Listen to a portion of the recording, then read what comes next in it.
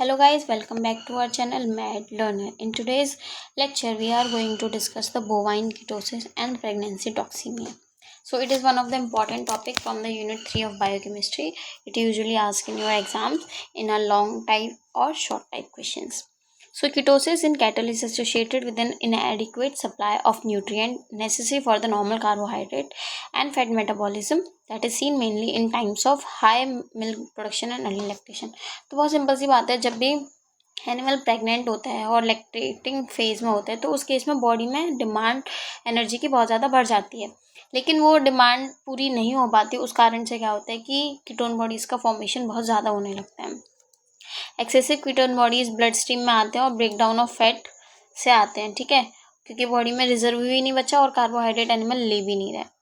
तो इस केस में क्या होगा, जो भी एनर्जी आ रही है काऊ के पास फैट से आ रही है, तो ये जो कीटोन बॉडीज़ जो बनेंगी they can have some toxic effects.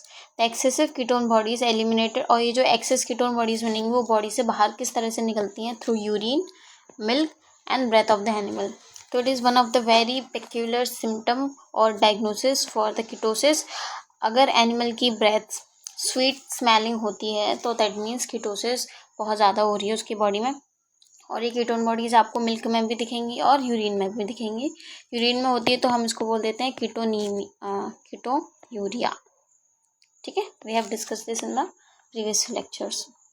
So it is one of the picture like you can clearly understand from this. Ketosis में क्या होता है, फीड इनटेक नहीं हो रहा है, यानी वही कार्बोहाइड्रेट नहीं है बॉडी में। और बेसिकली होता है क्या, इसमें नेगेटिव एनर्जी बैलेंस होता है, नेगेटिव एनर्जी बैलेंस। इसका मतलब क्या है कि बॉडी में जितना एनर्जी चाहिए तो वो एनर्जी है नहीं, तो बॉडी में एनर्जी का लेवल कम है, तो मतलब नेगेटिव एनर्जी का बैलेंस चल रहा है। तो ब्लड में ग्लूकोज कम होगा तो फैट का मेटाबोलाइजेशन स्टार्ट हो जाएगा। फैट मेटाबोलाइज होने के लिए लिवर में जाते हैं, तो लिवर फिर बहुत टाइम तक ऐसा होता रहेगा, तो फैटी लिवर की भी कंडीशन आने लगती है। जो स्टोर्ड फैट होते हैं वो नॉन एस्टरीफाइड फैटी एसिड का प्रोडक्शन करते हैं, जो कि लिवर में जाएंगे और जाके क्या बनाएंगे, हमारे पास कीटोन बॉडीज। 3 कीटोन बॉडीज होती हैं, acetoacetate, beta हाइड्रोक्सीब्यूटायरेट and acetone.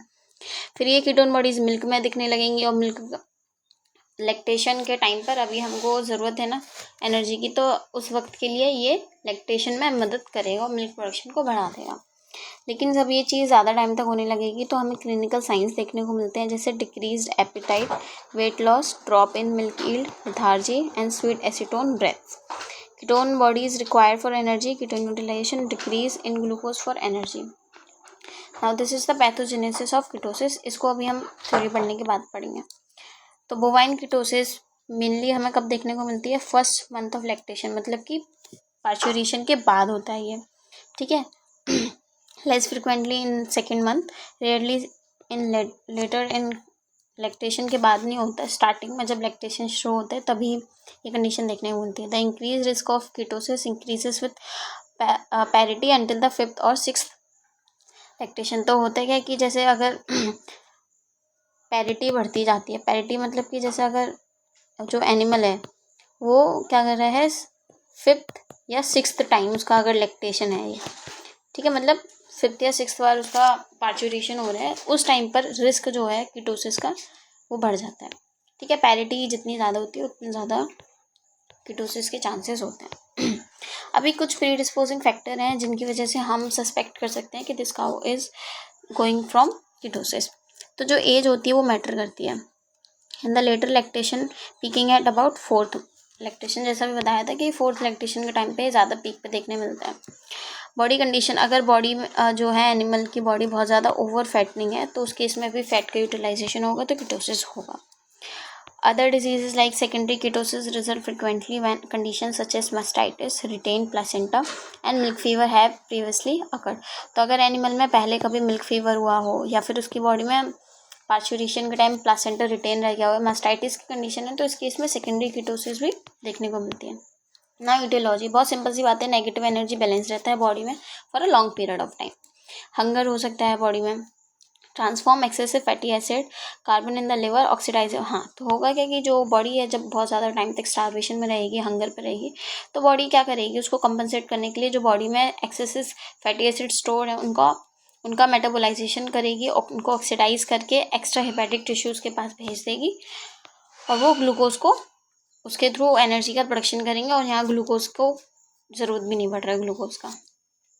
Late pregnancy के टाइम पे क्या होता है, glucose is directed from normal bodily function to the nutrition of the developing embryo. तो ये नॉर्मली हमें लेट प्रेगनेंसी के टाइम क्यों देखने मिलता है, क्योंकि लेट प्रेगनेंसी के टाइम पर जो एनिमल की बॉडी है उसके अंदर से जितनी भी ग्लूकोज के थ्रू एनर्जी बनी है, जितना भी ग्लूकोज है वो डाइवर्ट हो जाता है towards the development of the fetus, ठीक है। और एम्ब्रियो बोलेंगे क्योंकि एम्ब्रियो है, लास्ट स्टेज है प्रेगनेंसी की, तो एम्ब्रियो बोलेंगे।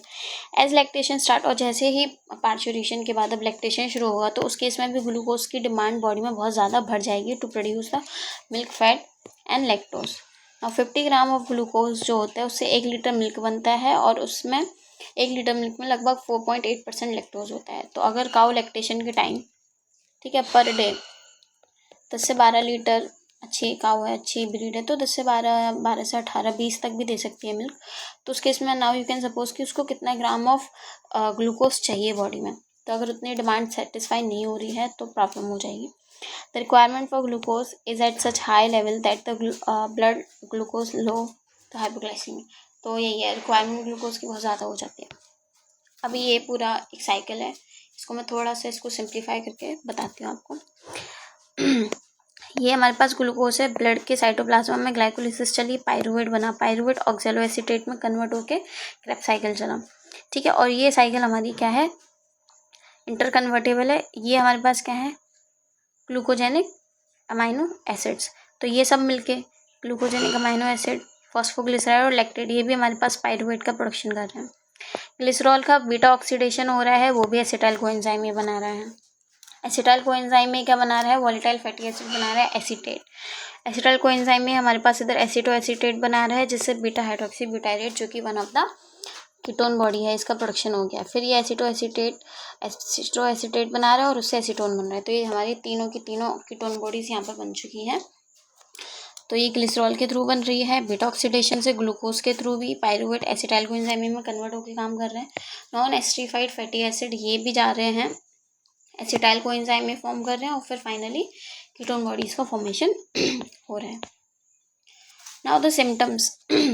तो 2 फॉर्म में सिम्टम्स दिखते हैं, वेस्टिंग फॉर्म में और नर्वस फॉर्म में। वेस्टिंग फॉर्म में बहुत कॉमन होता है बॉडी में, एनिमल जो होता है रिफ्यूज़ कर देता है ग्रेन साइलेज खाने को, और वो ग्रास है खा सकता है। इसकी वजह से क्या होगा, वो स्टैगरिंग मतलब मूवमेंट सही से नहीं कर पाएगा, वो पैरों पर खड़ा नहीं हो पाएगा, उसका जो सबक्यूटेनियस फैट है वो लॉस हो जाएगा, बॉडी वेस्टिंग मतलब थिन होने लगेगा, एनिमल पतला होने लगेगा, और उसके ब्रेथ्स में स्वीट स्मेलिंग आने लगेगी, और स्पॉन्टेनियस रिकवरी हो जाती है अगर हम इसमें वापस से ट्रीटमेंट दें, यानी डेक्सट्रोज और ग्लूकोजेनिक अमाइनो एसिड्स और ग्लूकोज को इसको इंजेक्ट कराते हैं, ग्लूकोकॉर्टिकॉइड्स वगैरह, तो एनिमल रिकवर कर देता है। और ये decline in appetite over 2 to 5 days, तो एनिमल 2 से 5 दिन तक खाना ही नहीं खा रहा होगा, तो ये सिम्टम है।